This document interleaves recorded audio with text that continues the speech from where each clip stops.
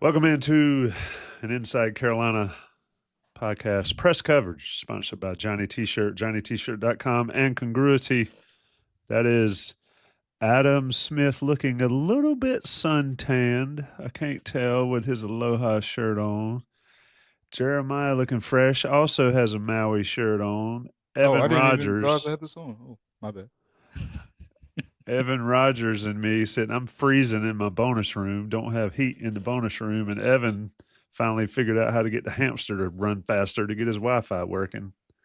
This week we could talk football. Let me tell y'all, folks, if we recorded all the mess we talk about off the air before we go live, that would be a good show. Might get us all fired at some point, but it would be a great show. Evan, since you're cheesing so much, what are we talking about today? You provided the clips that I'll play, but what are we talking about? Well, it's kind of in the title. It's UNC's starting lineup. I think there have been some questions about if there needs to be a change in the starting lineup. I think this is a critical stretch UNC has come up, not only with Alabama, but then you also got to think UCLA and Florida are some big games. So it's a big stretch. It definitely is. Jeremiah and Adam, I'm going to play this Hubert clip. He's talking about the challenges that they put themselves in and then maybe what he's thought of. It was funny. Roy Williams used to always answer questions, and Dean even did it too when people were like, have you ever thought about, and they'd be like, I've thought about everything. If you're thinking about it, I thought about it. So let's listen Is to it a what Hubert had to must-win, say. TA? It is. They're getting close. I Talk about that.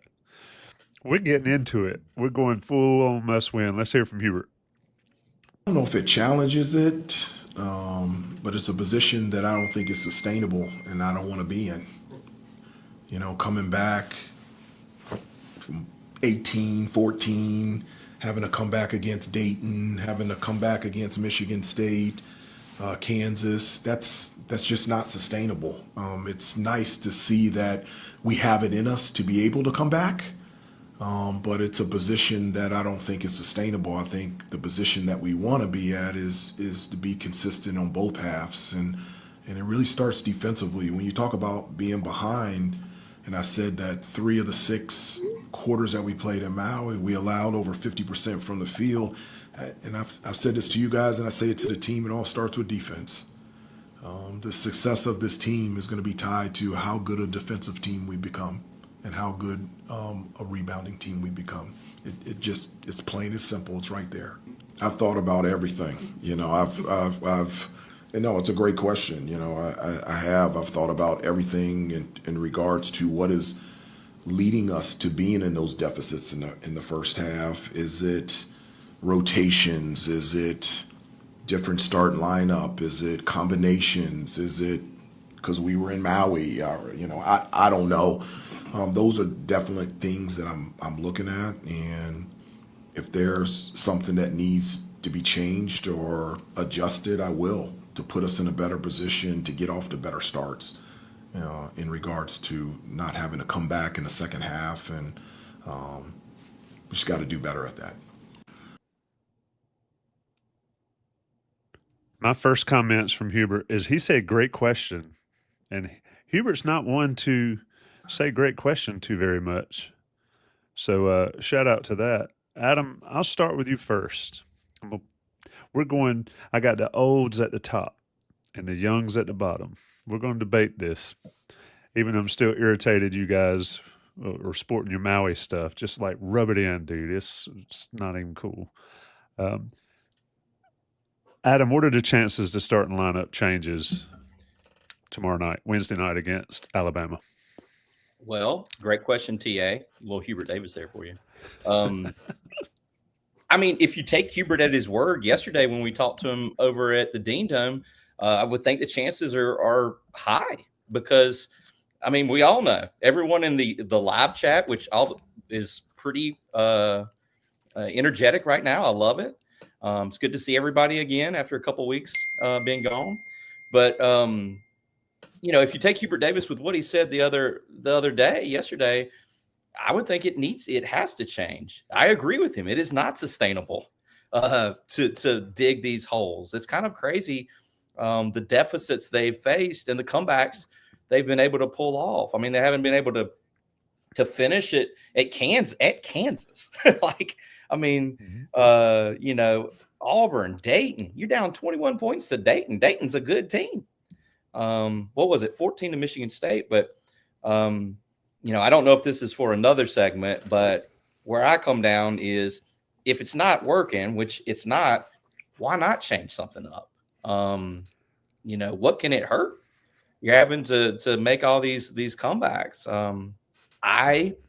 I'm not the head coach of the UNC Tar Heels, but I think you should start your best 5 players. In my opinion, I think Drake Powell is one of Carolina's best 5 players on this team, if not their 4th best player.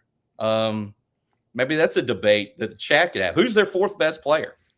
If Elliott, RJ, and Seth Trimble are their top 3.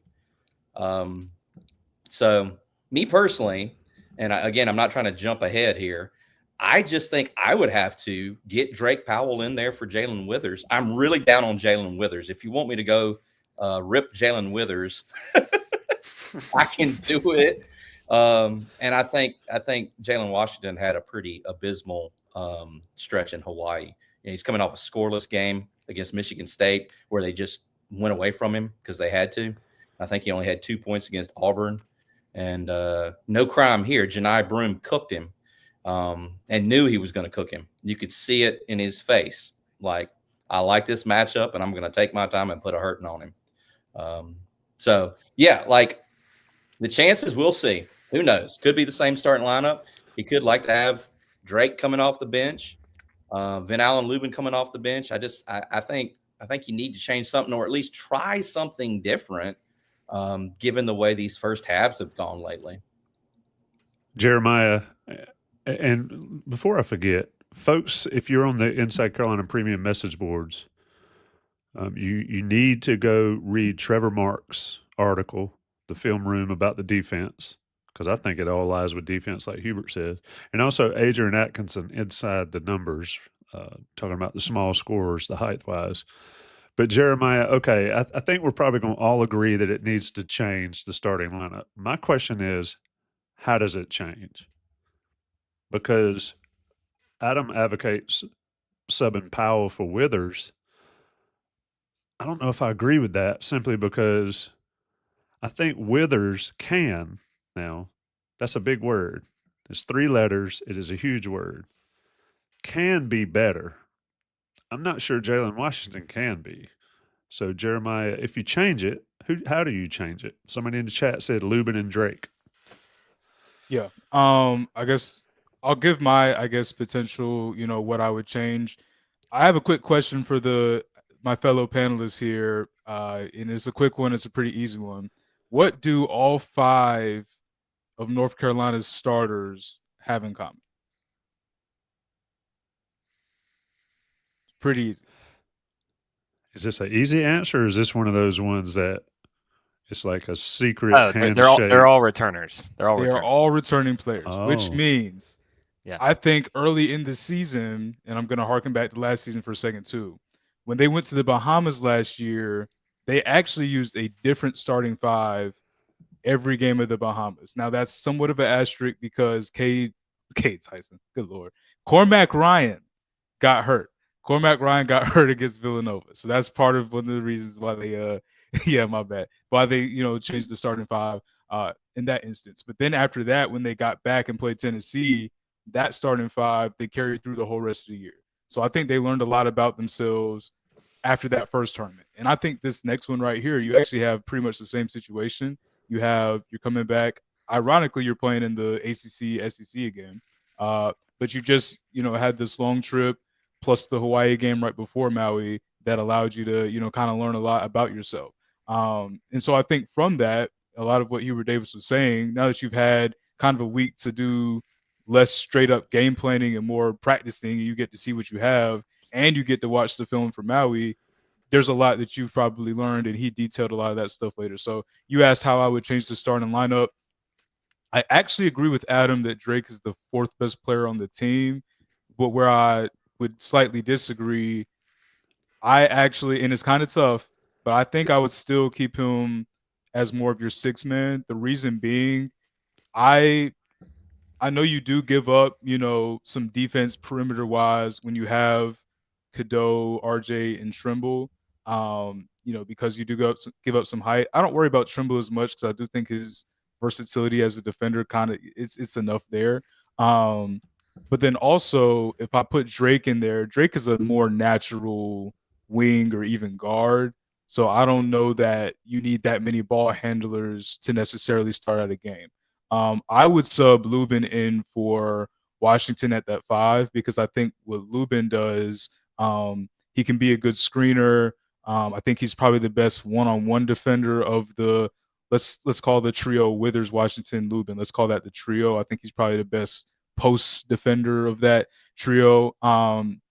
He's 6'8". There's not a lot of options for, I guess, height on this team, but 6'8", but he's, good enough on the boards, when he gets the minutes. It's actually funny. His best, he's not the biggest scorer, but his best scoring outputs have actually been against, let's call them the 3 best teams they played. So he had 10 against Kansas, 10 against Auburn, and 9 against Michigan State. So he's also one that in a guard heavy team doesn't really need the ball. So, you can kind of get him on some pick and roll stuff. They do a really good job of just kind of getting him in that, dunker spot and getting some free buckets. So I do understand the point with Withers, and I was kind of debating between him and Powell. Their minutes per game are similar. Withers is like a little bit higher than Powell's right now.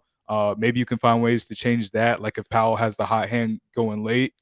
But I think another thing with Powell is he picked up some steam. I actually was just looking at it. Powell, as an offensive player, he was actually shooting 6 for 20 from the field before they went to Maui. And then obviously Maui, he gets the career high against Michigan State. So I like Powell a lot for his defensive versatility. And he's starting to figure it out as an offensive player. But I think at this current moment, the only change as far as the starting 5 I would make would be Lubin for Washington. But I think as a game progresses and as guys kind of get the hot hand and things like that, Drake ends up being one of the guys that closes the game. I mean, Drake has closed a lot of games too. So I think that's something you should roll with. But if I had to make a change, that's probably where I would start.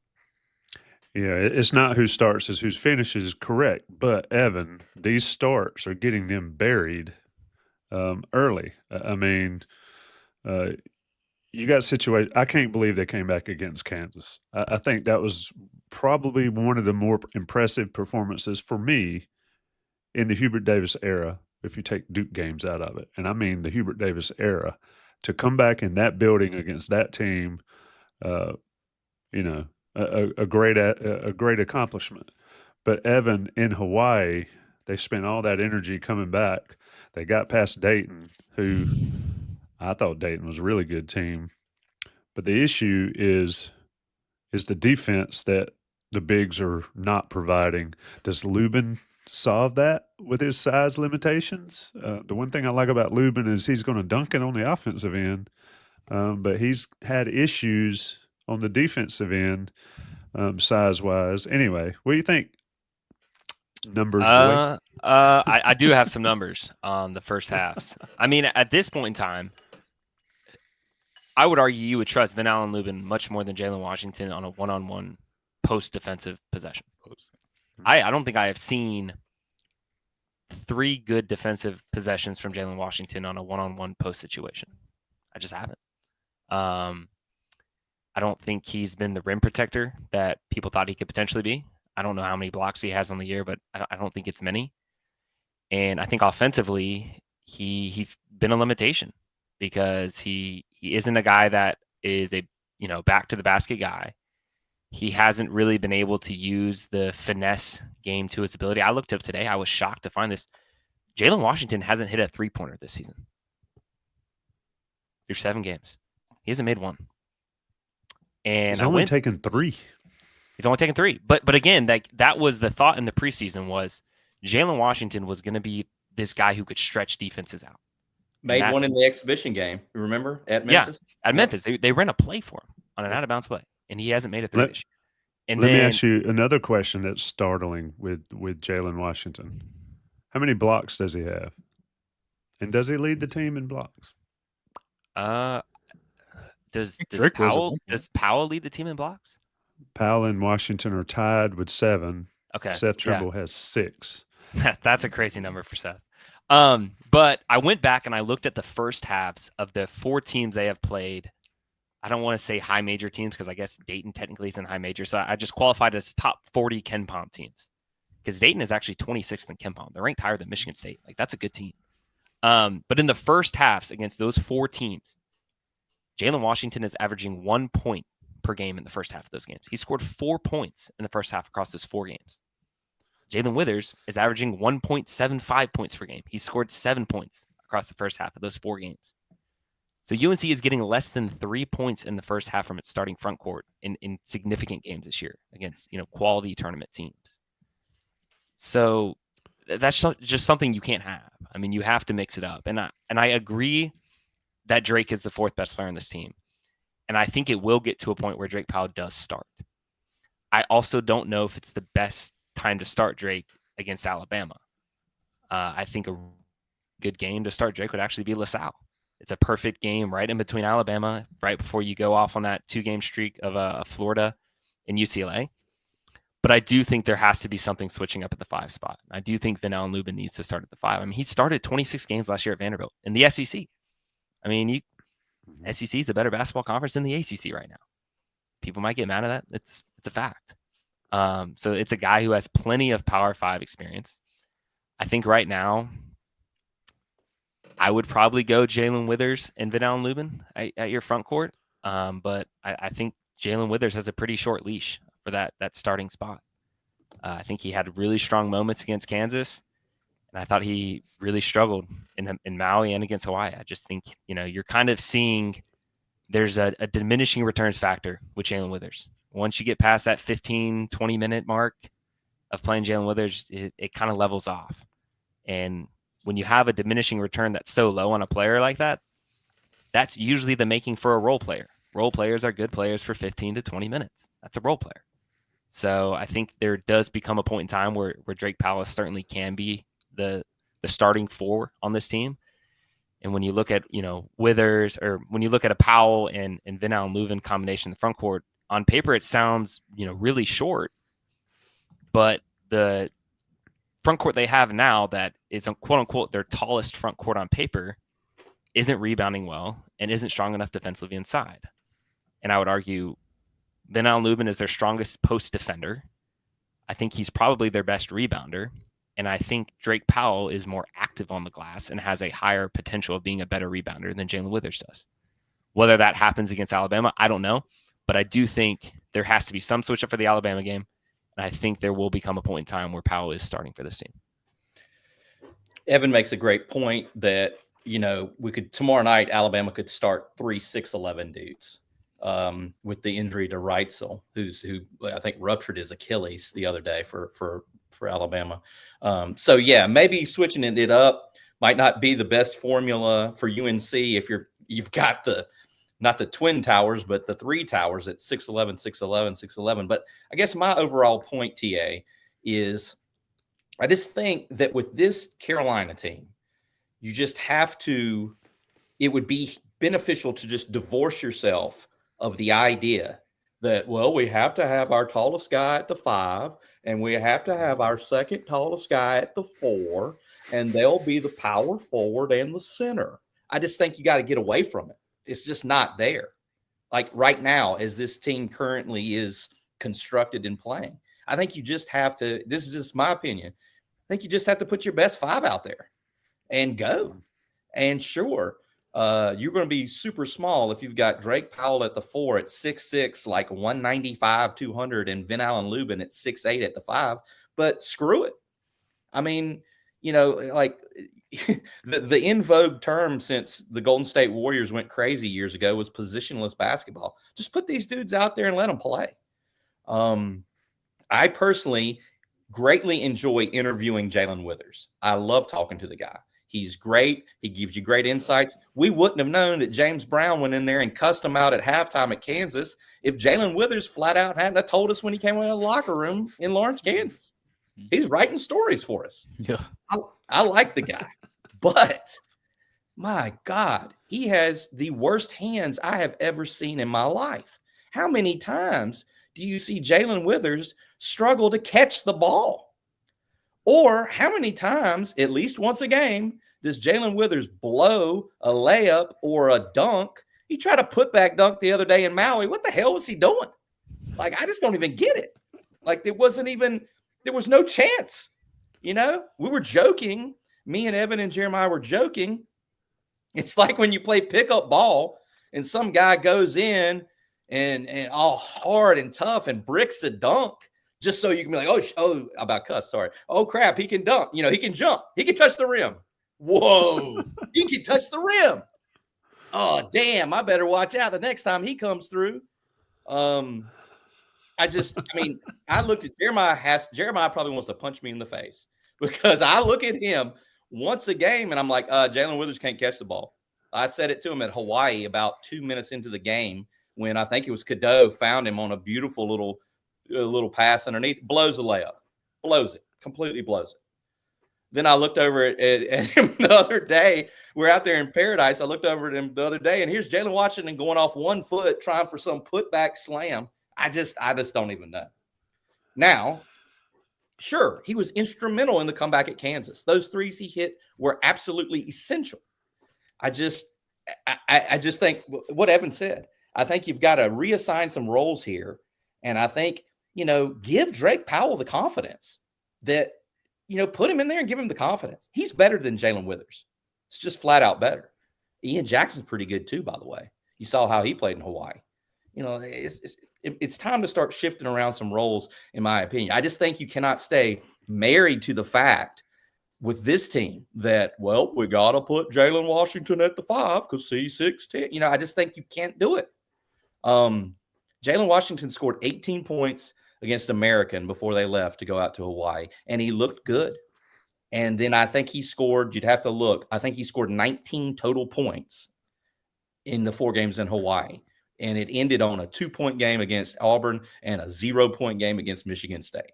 So my whole thing is just put the best guys out there and deal with the results. Yeah, you got a problem of getting out rebounded, and it's going to be even more of a problem if you go smaller. But I think you just have to maybe focus on what your positives are, and live with the results. I didn't mean to go long there. No, I was just admiring the high-pitched Adam, like somebody in the chat said. I was like, he's getting on a roll.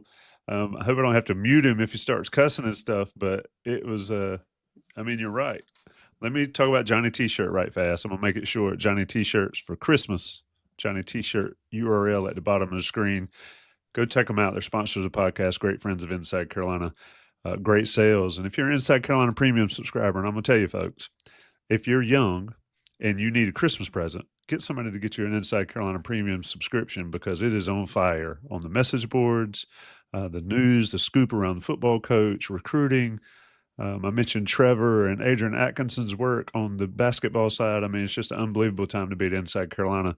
And the benefit of that is you can get some swag at Johnny T-shirt with that 10% off. National guys pay the bills, come back as press coverage. I almost did it. I was trying to do it at 2346 because I like odd numbers. Jeremiah, get back in here. I don't know how you get 0 points from your starting 5 and get the overtime against anybody, but they were able to do that with Michigan State. The issue of defense, that's another thing with this starting lineup, I think, right? Because Hubert said it in the clip I played is they're not playing defense early either. And it just feels like to me that they come out lazily or lollygagging it, and it starts with the bigs on the inside. I mean, there's no rim protection. There's no control of the ball screens. My inclination is saying get out and press and run, and then you have the issues of fouls. Elliot Cadeau is going to get 1 or 2 cheap fouls a game. RJ, we could talk about him a lot. And then Seth Trimble, to your point earlier, Seth Trimble's the only guard that's physical, overly physical, and can match up. I'm not talking about running into people or being physical. I'm talking about actually imposing physical size and strength on other players. But is it the starters? Is it Washington and Withers, or is it just a team defense, or is it something else going on? I think it's it's a team defense thing in part because personnel, and I think part of what that is, and I didn't even get to this point earlier, it kind of, slipped my mind, but I think the fact that Cade Tyson's no longer in the rotation kind of limits the types of lineups you can do. And not that I'm saying him for, increasing the defense necessarily, but if you can't have a guy like let's say, what we're talking about with Withers, he has his, moments, let's call them. You know, Drake ends up being the backup for Withers, but think about how much, I won't say how much more dynamic, think about how much more of a natural fit it would be if you could go Drake at the 3 and then either Tyson or Withers, at the 4. You can't really do that. You basically have to keep him at the 4 as much as you can. So if you could throw more lineups out there where it was like Trimble at the 2 and Drake at the 3 and then put somebody else in, the defense improves just so much dramatically just in doing that.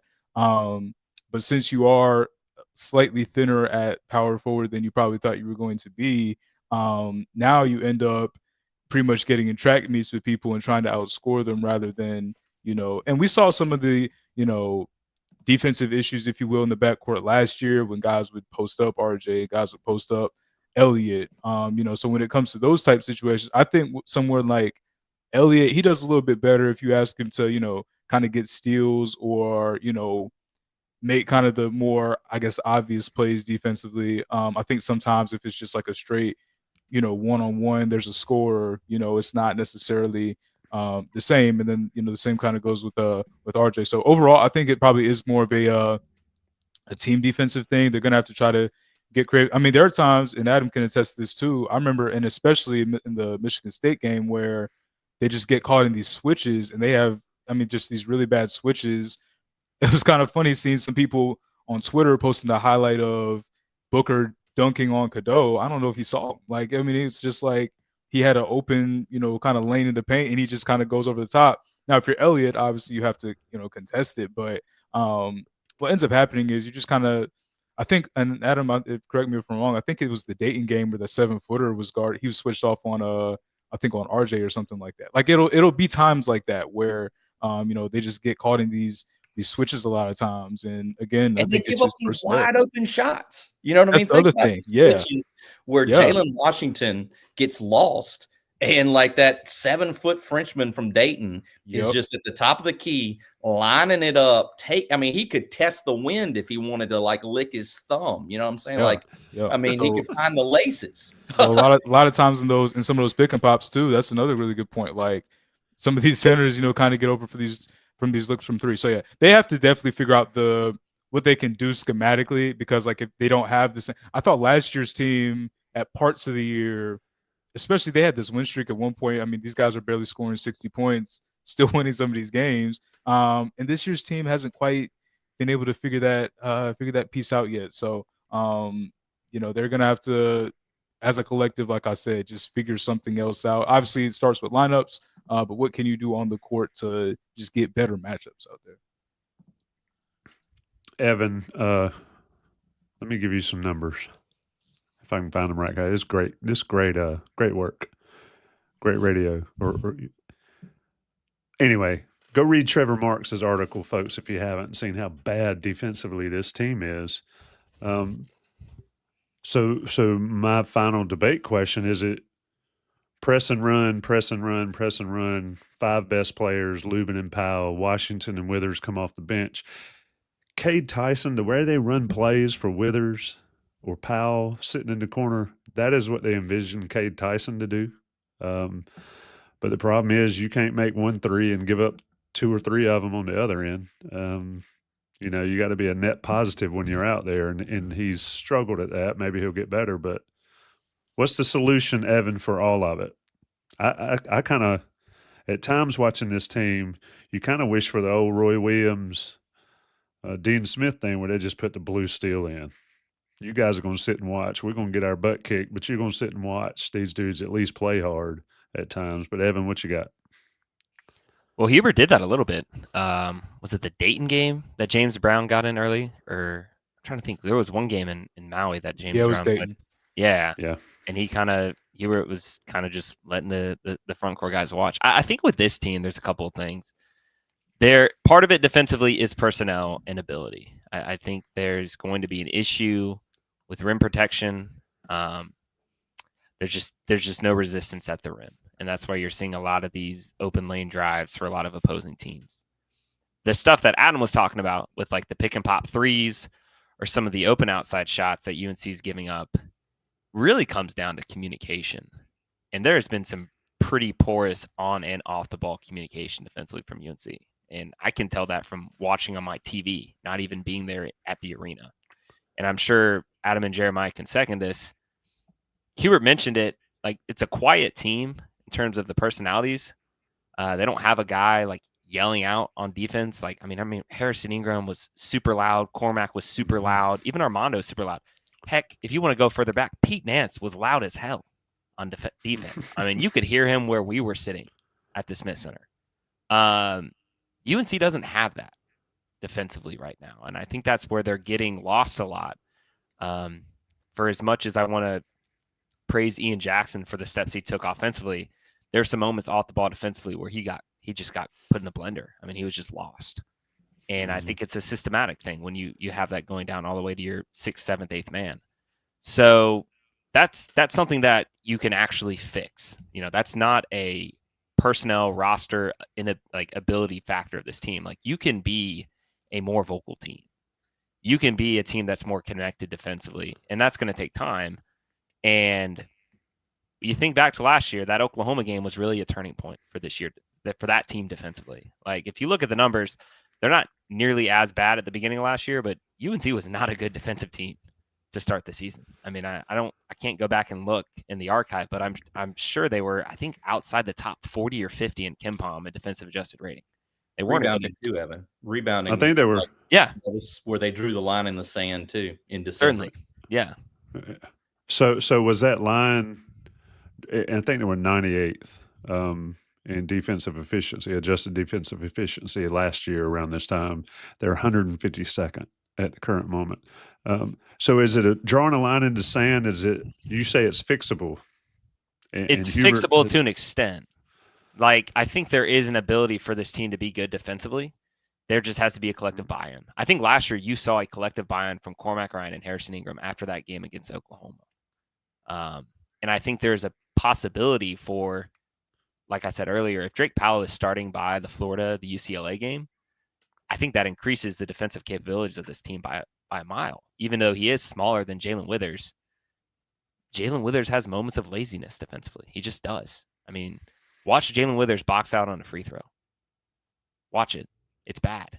And that's where I think, if you do have that collective just discussion and understanding of, yeah, we can score, or UNC can score 90 plus points a game and still lose a lot of games, and they've shown that here early in the year. So I think there's a possibility for this team to be better defensively. Do I think they're going to be top 10 and adjusted defense like they were toward the end of the last season? Probably not. They just don't have the rim protection, the resistance there at the rim. But I do think they have the pieces to be a solid defensive team. It's just going to have to take more of a communication effort and just a collective buy-in that you kind of saw turn the page around this time last season. All right. Final thoughts from everybody. This press coverage, we're talking about change or not change. We all agree. We're not supposed to all agree on these shows, but we all agree some change needs to be made. What that change is remains to be seen, and be interesting to see what Hubert does. So, Adam, we said must win, right? Alabama game right now. How many quality wins does Carolina have right now? One. How many opportunities do they have to get quality wins from here on? Out of conference, 3. In conference, I have that number. Maybe 1 or 2. There are 7 quad 1 opportunities in conference. Yeah. Right now.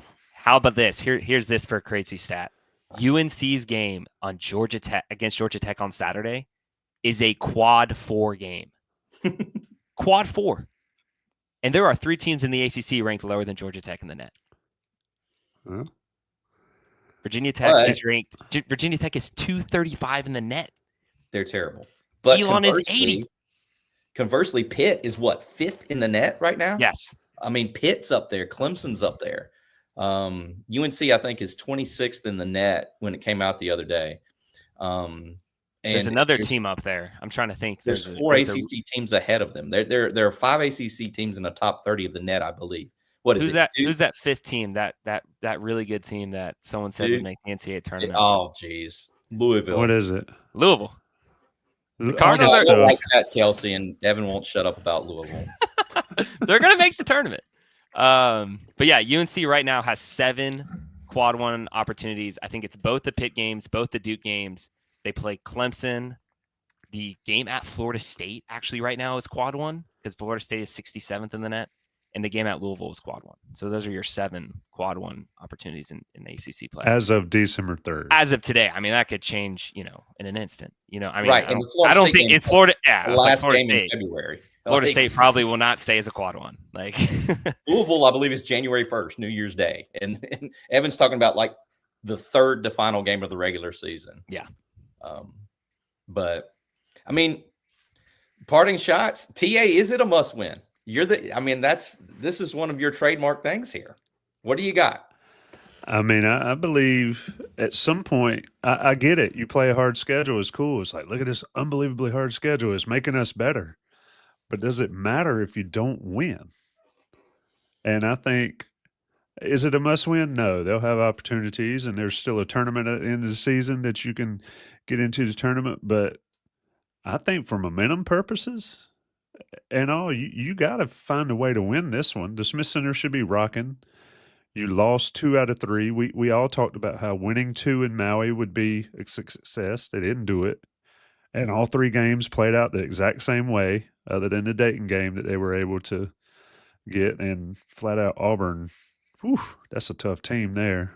But yeah, I mean, I think it's a must win unless you want to be sweating in late February and early March when you're worried about the NCAA tournament and mentally, like Windorf in the chat said, for this team to have some success, I think you got to start getting it. And you got to get it at home against a quality team that has beaten you twice in a row.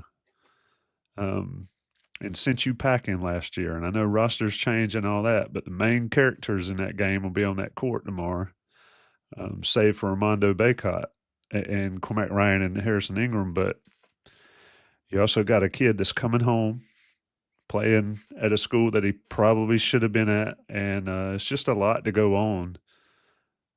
I think so, Adam. I think for all inclusive, I think it's a must win that Carolina gets this for a successful season later on down the line. What do you think? For their non-conference resume, right? I mean, they could still tear through the ACC and end, come out of the regular season with a great record, which I think they will have a good record this season. But just in terms of the non-conference resume, it starts shrinking here as you get into December, with the opportunities. And the big chances left are tomorrow night against Alabama, in Charlotte against a very good Florida team that I believe is still unbeaten, and then in New York against UCLA at Christmas time, which already gets my vibes percolating there just thinking about that one. But I mean, it's kind of like you could use last season as a template. They got back from the Bahamas, that game against Tennessee and the ACC SEC challenge at home. Dalton connecting the boys. What a night that was. Y'all remember it? What was 100-92? Great game. But it was an important one for that resume. And when they added it up at the end of the year, TA, and when Carolina and Tennessee were probably the two, along with Arizona, for that final number 1 seed, Carolina had the head-to-head win over Tennessee from early December. So, yeah, and I think it can't be lost, despite the great points that Cat Mom is making in the chat about Louisville, which Evan probably needs to read. But, I think it can't be lost. The fact can't be lost that UNC's lost to this Alabama team each of the last 2 years in gutting fashion, in heartbreaking fashion. And TA said, the main characters will be on the floor. They will. Nate Oates will be on the sideline too. I don't know many people that like UNC that prefer Nate Oates, including Leaky Black's mother. I don't think Carla I don't think Carla likes Nate Oates at all. So yeah, I mean, I'm looking forward to it. I think it's a huge opportunity, and you might as well call it a must-win, because if not, you're shrinking your opportunities and your margin for error just that much more. Yeah, it's not SEC football where you can lose 3 games and they say, "Oh, look at that hard schedule they played." It doesn't work that way. Jeremiah, your final thoughts? Yeah, I think tomorrow is certainly a big challenge for UNC. Obviously, everybody knows that with the size, with the issues they've had rebounding and everything else. I think they're gonna have a better shot against this team than they're probably gonna have.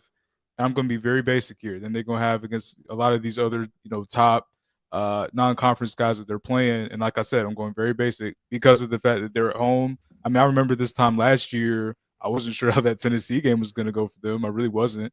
And, they obviously ended up the final score. I think they won by 7 or 8, but from the jump, were just like, offensively, just Elliot Cadeau had 10 assists in that game. It was like one of his early starts in his career. Obviously, we're talking about 2 very different teams. Even Carolina. Carolina's a very different team in their own right, too. But I don't know. I could see them getting a little bit of a jolt, coming back, having that week off and everything else. I think, again, some of the issues that we see, I don't know that you can necessarily fix them against Bama. I don't know that that's like the best time or I won't say the best time. I don't know if it's not the easiest time to resolve the issues that they have specifically. But I could see them in a home game getting out to a better start, first of all, because that's really what's crippling them.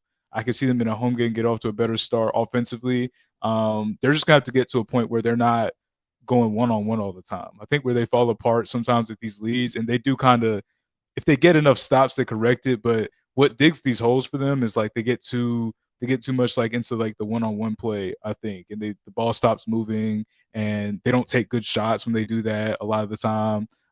So if they can if they can make it a game and keep it, a game at half and not be down double digits, or even when they're down 9-8, if they can, if it's a game, it's just a matter of a couple shots, they have a decent chance, I think, against Alabama. I'm not calling a win, but I'm saying that they can hang with them as long as they get a good enough start. 'Cause that's really what's killing them at the end of the day. Evan, you got 30 seconds to make your point because I'm getting out of here before 45 minutes. It's not a must win, but they do need to win 2 of the 3 Q1 non-conference games. That including, tomorrow night, UCLA and Florida. I think you've got to get 2 of those 3 just for, the points that we all laid out. And I wouldn't put the panic button on yet for this team. I think there are definitely some areas of concern, but people also have to realize that 2 of their 3 losses were against, the top 2 teams in the country that both have All-American big men. And that's just not a good matchup for this UNC team. So there you go. That's the way to get out. Congruity is our other sponsor. Before I get out of here, Matt at congruityhr.com. Small to mid-sized business assessment. It's free. You're Inside Carolina Premium subscriber. Let Darren and Matt and their crowd help you grow your business. They'll blow it up, make it a huge national brand like they've done themselves with technology and the sport and all. You do the heavy lifting, growing your business. They'll do the heavy lifting behind the scenes and they'll help you out. Matt at congruityhr.com. Guys, have fun covering the ball game. All 3 of this crowd will be there. I'll be back with a post-game show with one of Inside Carolina's experts. Also, 10 a.m. in the morning, Don Callahan and a National Signing Day live show at 10 a.m. Mark your calendar, Sean Crawley. I know you're always in there. So I'll see you at 10 a.m. Adam, Jeremiah, Evan, appreciate it as always. Everybody stay safe, stay warm. It's cold. Take it easy.